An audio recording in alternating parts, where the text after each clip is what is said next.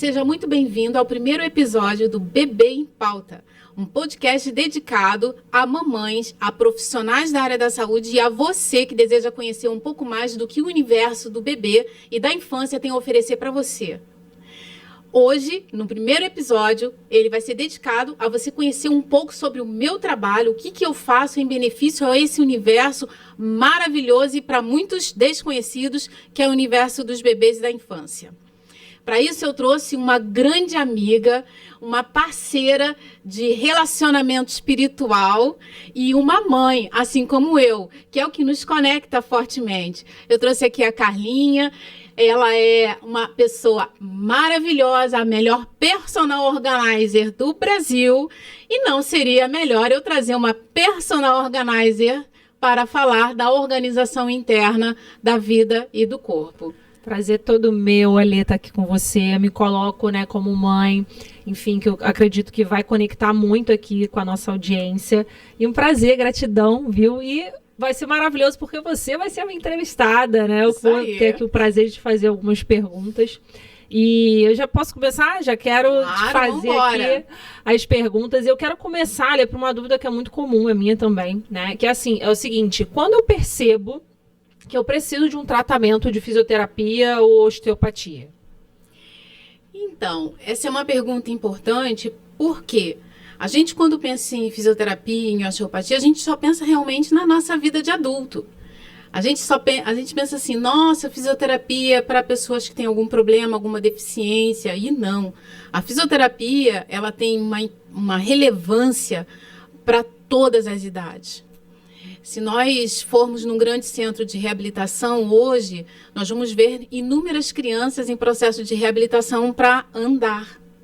Muitas vezes, para fazer as coisas que nós fazemos com total naturalidade, uma criança tem uma grande dificuldade, bem como um adulto. Então, a história da fisioterapia é uma história que transita com a história da evolução do corpo humano, a evolução dessa maturidade do corpo, de algo que ele perdeu. Eu perdi esse movimento. Como que eu faço para recuperar ele?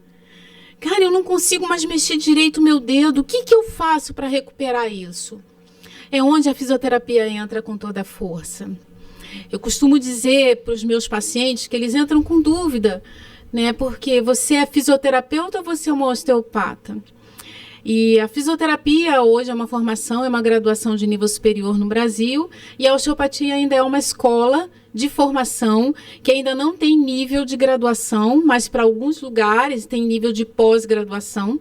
Então nós estudamos 4 anos, depois estudamos mais 5 anos para nos formarmos osteopatas. A fisioterapia, ela me trouxe um olhar muito grande para cuidar de todas as doenças. Abriu um leque, Carlinha, assim, que eu não imaginava o que a fisioterapia seria capaz de fazer por mim no quesito humanização do ser humano. Foi a fisioterapia que me mostrou que grandes deficiências mostravam grandes pessoas. Uau. Que grandes pessoas mostravam grandes habilidades e grandes competências, e foi quando eu comecei a conhecer a palavra superação. A fisioterapia, ela conseguiu mostrar algo que para muitos pode ser algo simples, mas que um pequeno movimento de um dedo envolve uma complexidade neural tão grande que até encontrar esse caminho e voltar para eu encontrar o movimento, reencontrar esse movimento do meu dedo, talvez eu precise de alguém, e esse alguém é o fisioterapeuta. Agregado a isso, anos depois, a osteopatia me mostrou que, além de entender como eu poderia reabilitar, eu também poderia acessar os tecidos mais profundos do corpo, recuperar um movimento fluídico que não é visível. Você não consegue ver que aí dentro de você agora, seu coração está batendo, seus rins estão se movimentando, seu pulmão está subindo e descendo. E a osteopatia tem um olhar exatamente para esse equilíbrio dinâmico do corpo. A gente estava brincando aqui nos bastidores, né, Carlinha, que você, como personal organizer, você organiza a vida inteira de uma pessoa. por fora, na sua casa, e também quando você organiza a casa dela, você organiza dentro. Nós, fisioterapeutas e osteopatas, a gente organiza toda a vida interna de uma pessoa. E com o ingrediente mais importante, com a permissão. Nada é feito sem a permissão do outro. Nada é feito sem que você decida querer realmente mudar esse estado atual que você se encontra, que a nossa medicina considera como doença. Uau. E foi assim que eu entrei no universo dos bebês. Foi buscando e galgando esse caminho em equilíbrio da vida, entendendo que vida é movimento constante e muito estudo também, porque a gente não para nunca, a gente está sempre se dedicando. E aí eu encontrei profissionais que foram me conduzindo para um pensamento mais profundo de que muitas dessas doenças que a gente trata hoje podem sim ter uma origem em algo muito mais profundo. E esse profundo pode vir da nossa infância. Uau, muito bacana. E ali, antes da gente entrar mais a fundo nessa questão dos bebês, né? A gente sabe que os pais também têm muito essa dúvida e eu vou perguntar agora, que é o seguinte: quais os sinais, né, que a minha saúde está por um triz? E eu acredito que isso vai direcionar também um pouco para as crianças, para esse nosso olhar mais sensível de quando a saúde está precisando de ajuda. Mas o que você, né, orienta? Existe um pilar hoje que é trabalhado em níveis integrativos de saúde. Se nós olharmos para a saúde como um todo, ela não vai funcionar se nós não tivermos esse pilar fundamental, que é a saúde física, química, tóxica, ambiental, emocional e a espiritual. Esses pilares hoje, eles definem de forma muito concreta aquilo que eu sou enquanto ser humano e aquilo que eu desejo para o meu ser humano, para a minha geração. O que eu desejo para o meu filho, o que eu desejo de deixar para o meu legado, vai depender de como eu vivencio toda essa história de vida que eu tenho agora. E esses pilares são definitivamente fundamentais, porque a minha vida física fala disso aqui, o corpo. Como que está meu corpo agora? O que eu como? O que eu sinto? O que eu cheiro? O que eu percebo do meu ambiente? Como é que meu corpo hoje vive dentro dessa mega estrutura que é a vida? A vida física, ela está dentro do nosso no contexto de estrutura, porque nós somos um corpo estruturado. E esse corpo estruturado parte de uma lei fundamental que nós aprendemos lá no ginásio, ou acho que no ginásio, e a gente acaba esquecendo, que matéria é energia condensada. E que tudo é energia. Então, o meu mundo físico vai interagir com aquilo que eu coloco para dentro desse mundo físico, ou seja, o meu mundo químico. O que tem de químico hoje que vai interferir até no processo gestacional? O que eu pensaria que seria uma química importante? Açúcar. Será que se eu consumir muito açúcar, eu posso estar interferindo diretamente na minha vida física, na minha estrutura? Frituras. E estresse. Eu diria cosméticos de má qualidade. Cosmetologia. Veja. Será que eu podia falar? Não sei. Produtos de limpeza. Tudo isso são ingredientes do ambiente químico que podem se transformar num ambiente tóxico. Então, vamos trazer a realidade para o universo do bebê hoje. Eu sou uma mulher e quero engravidar e, nossa, eu vivo dentro de um ambiente super tranquilo, é uma ilha, nossa, é um mar, tem uma cachoeira no meio dela, não tem barulho, não tem televisão, não tem internet, não vai ter nada que me atrapalhe. Essa ambiência pode sim gerar um universo gestacional mais tranquilo. Perfeito. Mas eu moro no centro do Rio de Janeiro, perto da Praça Mauá, onde é uma conglomeração de carros, poluição química, sonora, buzina, barulho. Tudo isso vai interferir nos processos vibracionais, frequenciais, na química, na biologia do desenvolvimento e no preparo do meu útero para eu receber um bebê. Uau! Agregado, não imagina, né? Influência. Nós não temos ideia do que o universo químico e tóxico influencia no físico. E aí vem o emocional e o espiritual para fechar esse circuito da medicina do bem-estar como algo que define, que determina se eu estou preparado ou não para deixar o legado. Se eu não estiver emocionalmente em estado de graça, como nós conhecemos, se eu não estiver espiritualmente preparada para receber esse momento tão especial, como é que meu bebê vai se sentir? Uau, ele vai receber essas influências negativas dessa forma. Será que aquilo que era algo esperado? Não tão esperado? Não esperado? Não desejado? Não amado? Muito amado?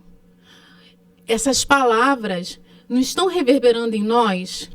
Uau, olha o que você está dizendo. Então, não adianta se eu for uma mulher, uma futura mãe, que ainda que eu me alimente bem, tenho ali a vida saudável, faço exercício físico, cuido da minha pele, mas se nas minhas emoções eu rejeito aquele bebê, isso gera influência, isso causa, né, consequências em várias áreas do meu bebê.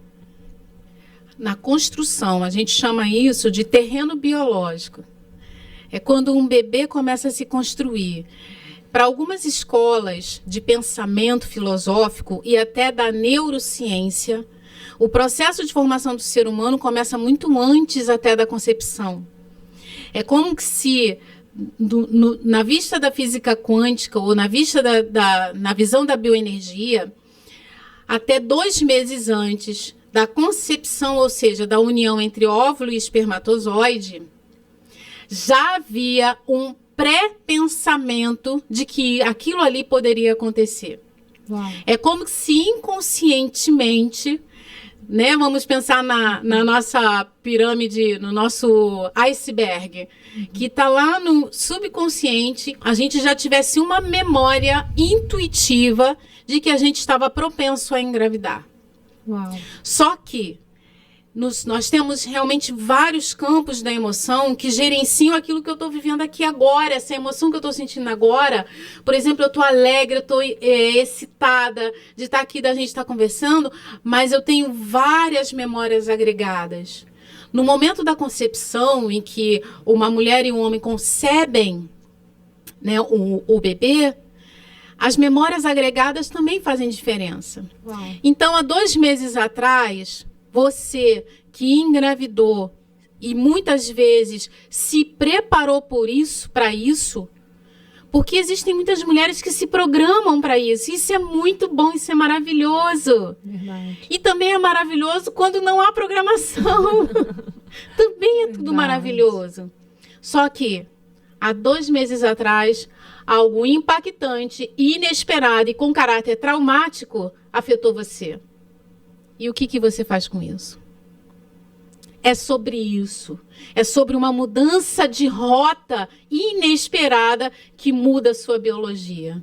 E aí sim, aquele bebê que era esperado, e muitas vezes foi um susto, continuou sendo esperado, e muitas vezes foi um susto e não muito esperado, ele vem carregado de uma memória que estava ali atrás, e muitas vezes uma memória que está muito atrás. E isso pode interferir e compõe e fecha com muita propriedade, Carlinha, esse pilar da saúde e do bem-estar.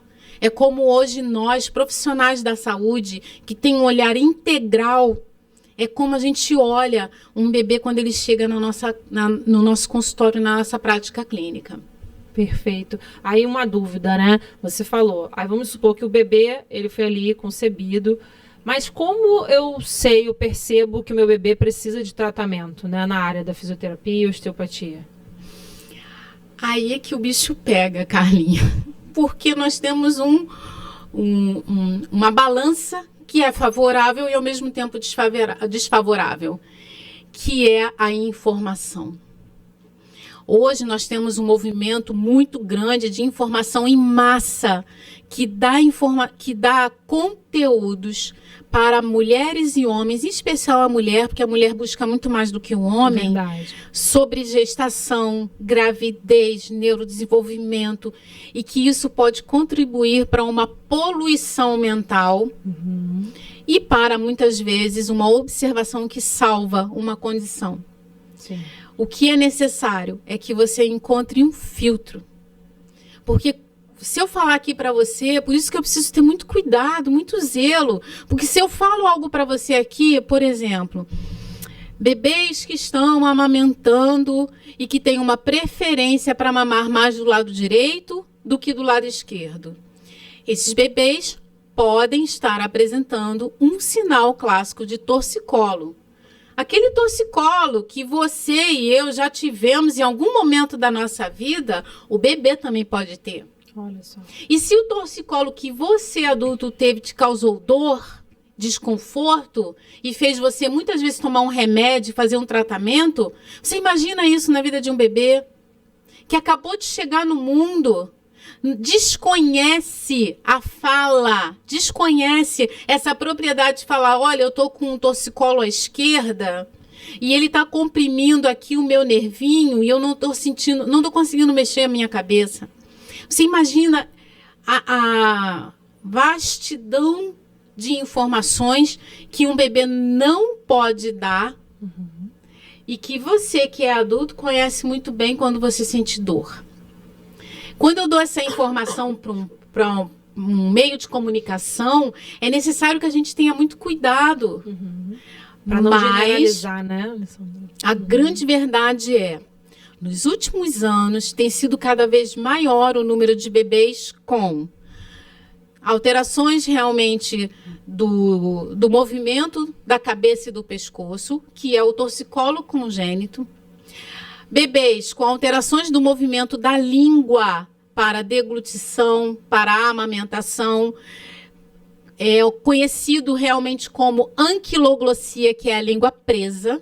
Sim, muito comum hoje, né? Muito comum. Todo mundo sempre conheceu alguém que falava teguês, que falava quátugo, entendeu? Sim. Todo mundo conhece alguém que tem uma língua presa. Mas isso aí se apresenta, vamos supor, quando o bebê já se apresenta na criança bem novinha, já é algo que o ideal é sempre buscar ajuda assim que a gente, né? Porque, vamos supor, eu vou precisar primeiro ver que a criança está falando com muita dificuldade para poder procurar ajuda.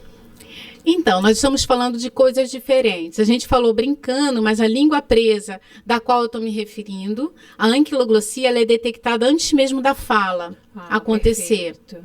Que é diferente dessa língua peguesa que a gente conhece, que é tratada pelos fonoaudiólogos, né? E muitos odontopediatras, muitos dentistas também trabalham essa questão da língua presa, porque também afeta o posicionamento dos dentes, afeta o posicionamento da mandíbula, afeta o posicionamento dos ossos da cabeça. Uau. Olha a grandeza que uma estrutura pode causar de disfunções e sequelas posteriores num universo tão pequenininho que é o da criança. Perfeito. Verdade. Então, assim, é um chamado para observação, entendimento e busca do profissional que entenda exatamente essa linguagem que eu estou tendo com você aqui agora. Perfeito. Que você é mãe, sua filhinha pequenininha está ali, e aí eu estou falando para você, olha só, é um dos sinais que podem comprometer a fala e até o aprendizado da criança. Ou seja, eu estou querendo dizer para você que é possível que o seu bebê hoje, com 6 meses com língua presa, pode não aprender direito na escola com 5 anos. Perfeito. Isso tem uma responsabilidade por trás disso. É necessário que a gente tenha muito cuidado, mas também é necessário que a gente possa abrir os nossos ouvidos para ouvir isso com mais tranquilidade. Verdade. Nada melhor do que prevenir do que remediar, né? E você começar tratamentos logo no início, né? Isso é só benefício, com certeza.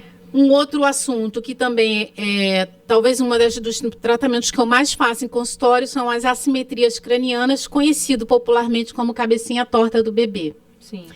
A cabecinha torta do bebê pode acontecer por inúmeras razões. As razões mais comuns são as intrauterinas, porque um bebê ele está crescendo num ambiente, primeiramente, está ótimo. Conforme ele vai crescendo, o negócio vai ficando apertado lá dentro. Muito, total. Como é que é isso, gente? Que a minha cabeça tem que encaixar entre os dois ossos da minha mãe, negócio duro. É verdade. Negócio apertado. Que negócio é esse que eu tenho que me encaixar ali dentro? Ainda tem que sair por baixo. Sim. Negocinho desse tamanho, que abre desse tamanho, gente. É verdade. Esse é o pensamento... Mentira, né, não? Mas é o pensamento que eu teria se eu fosse um bebê. É verdade. E eu fui crescendo, fui ficando apertado, comprimido, só que aí eu fiquei apertado numa posição que eu não gostei. Sim. E aqui eu fiquei meses. Como que fica isso? Como que fica a cabeça? Como que fica todo o corpo de um bebê que sofre de alguma forma algum aperto, uma entorse, uma torção? Isso tudo, Carlinha, pode sim comprometer o crescimento e o nascimento do bebê. Então, nós temos as questões intrauterinas, nós temos o parto em si. Sim, que é um o parto, da visão da osteopatia, é um momento traumático. Para alguns cientistas, o parto é o primeiro momento traumático de um ser humano. Uau. Porque o parto envolve o corte da mãe, se for o parto cesárea, que já é uma violência na mãe, tá, gente? Entendam violência entre aspas, porque envolve um corte. Muitas mães não gostariam de ter o parto cesárea, como foi o meu caso. Eu fiz de tudo para ter parto natural e acabou acontecendo o parto cesárea. Meu filho foi prematuro de 38 semanas. E o parto vaginal, gente, o parto natural, ele também envolve uma certa agressividade para a saída do bebê, porque o canal é estreito mesmo, Carlinha. Verdade. Eu mesma fiquei 12 horas em trabalho de parto e, nossa, dilatava muito pouco, que realmente é muito traumático. É bom, né? Lógico que tem, né, todos os seus pontos positivos, mas é desafiador. Imagina para o bebê. Isso aí. E, por exemplo, um trabalho de parto de 12 horas... pode sim comprometer a saúde do bebê e a da mãe. Uau, sim. 12 horas em trabalho de parto. Hoje a gente já tem vasta literatura falando sobre esse tempo. Esse tempo necessário, biológico, para a dilatação e o tempo também do bebê lá dentro. Porque nós temos tempos diferentes. Perfeito. O bebê muitas vezes está no tempo dele de sair, mas não foi o seu tempo biológico de dilatar. Uau. Então, é necessário que a gente amplie esse olhar. Então, nós temos as questões intrauterinas, o parto e o pós-parto com o nascimento. O período da esterogestação, ou seja, aquele momento em que o bebê saiu e ele está se entendendo enquanto gente ainda, né? Verdade. Ele era um peixinho, ele vivia num aquário com água quente, era uma água termal. Sim. E ele recebia alimento, e aí ele está no meio do caminho entre anfíbio e mamífero. É verdade. Tá transitando nas espécies. Verdade. E todo esse processo biológico consome muita energia de um bebê. Verdade. Então é muito natural que um bebê queira ficar de barriga para cima.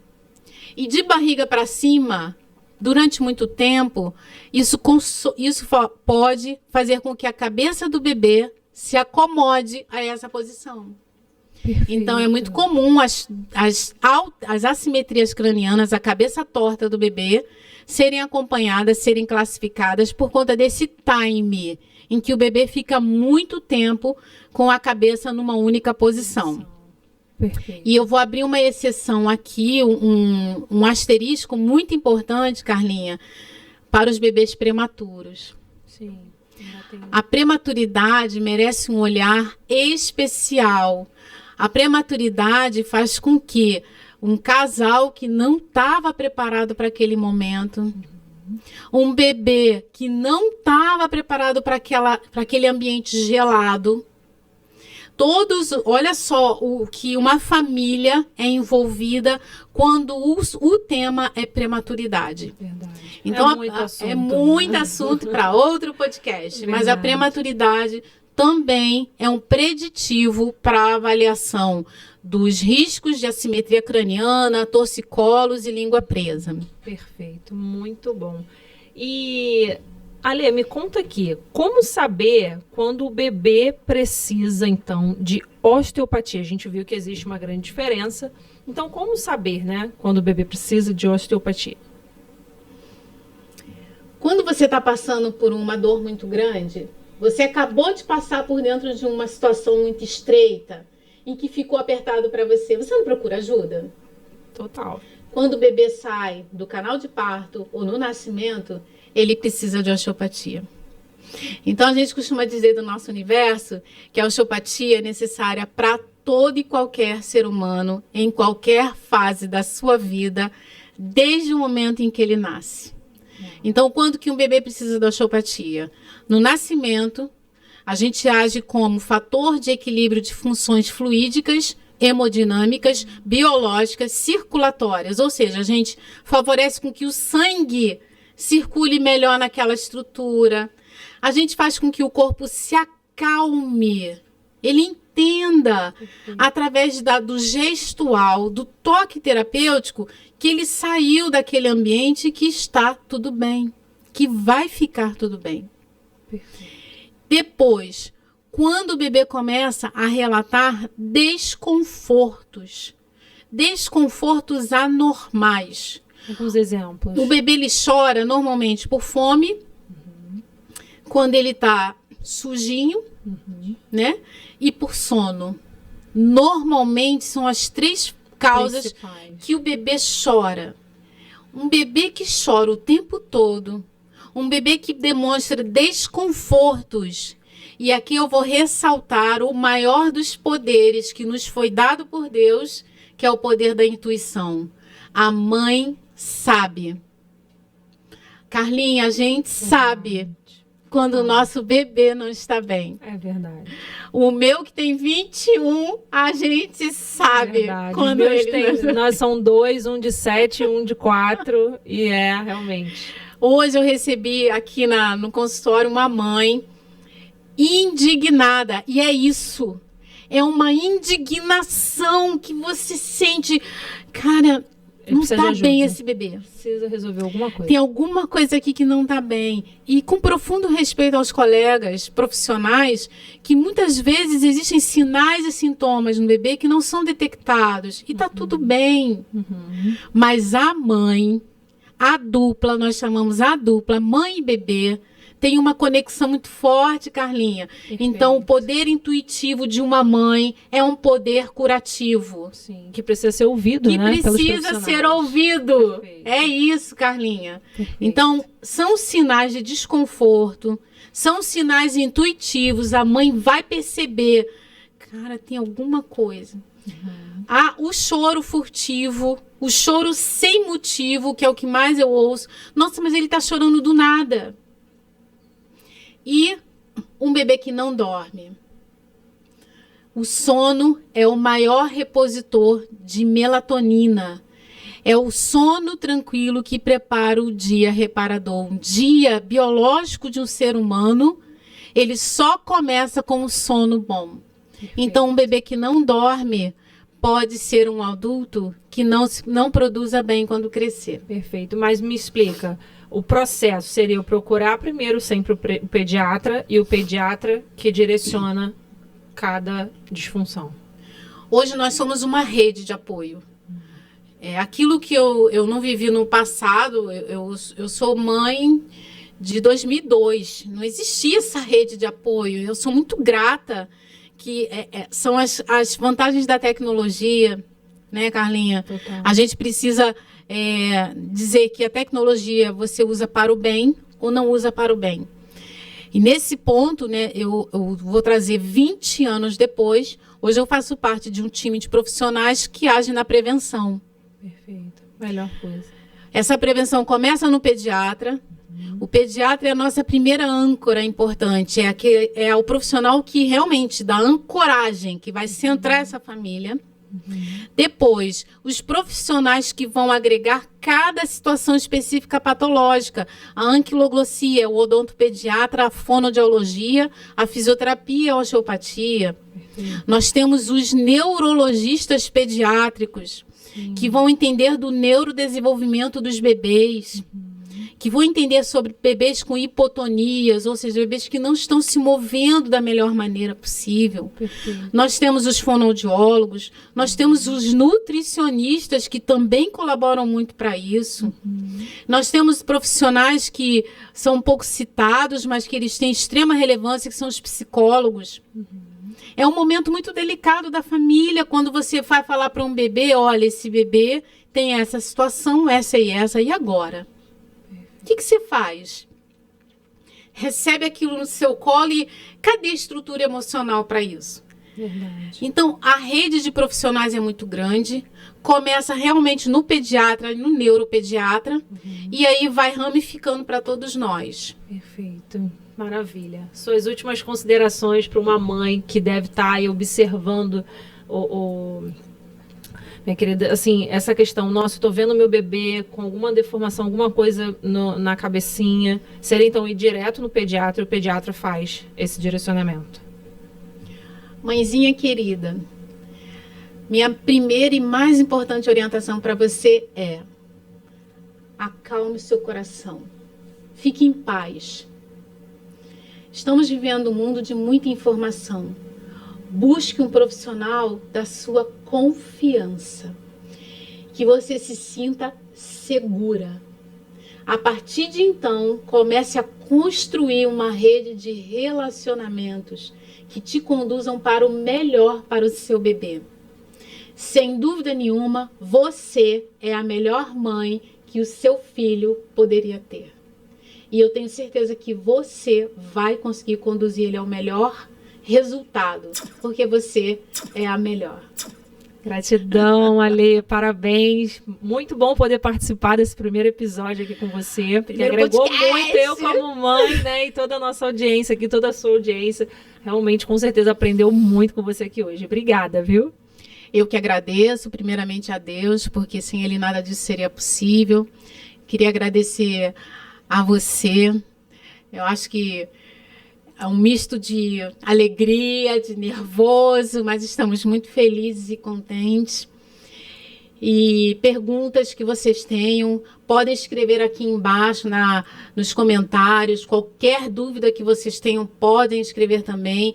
Ou me sigam no meu Instagram, Alessandra Mello Físio, e sigamos em frente juntos. Eu estou aqui para oferecer o meu melhor, para fazer com que o seu momento fique leve e agradável. Maravilha. Tchau, tchau.